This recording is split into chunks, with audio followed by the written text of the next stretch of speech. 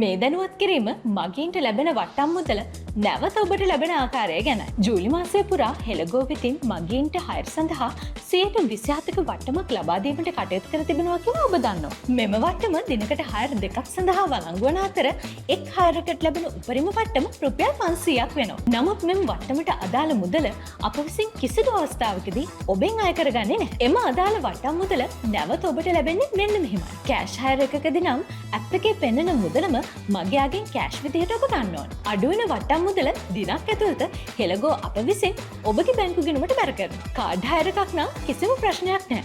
Higher එක ඉවරුණු ගමන් සම්පූර්ණ මුදලම ඔබගේ බැංකු ගිණුමට බැර වෙනවා. ඒ නිසා ඔබේ හයර් මුදලෙන් අඩුවන වට්ටම් මුදල සෑම විටම නැවතත් ඔබටම ලැබෙන අතර හෙළගෝ විසින් කිසිදු අවස්ථාවකදී වට්ටම් මුදල ඔබෙන් අය කරගන්නේ නැහැ. මේ ආකාරයෙන් මගේ හයර් සඳහා වට්ටම් ලබා දීම ඔබට වැඩියෙන් හයර් ලැබීමට හේතුවක් නිසා වැඩි වැඩියෙන් මගින්ව මේ පිළිබඳව දැනුවත් කිරීමට වග බලා ගන්න.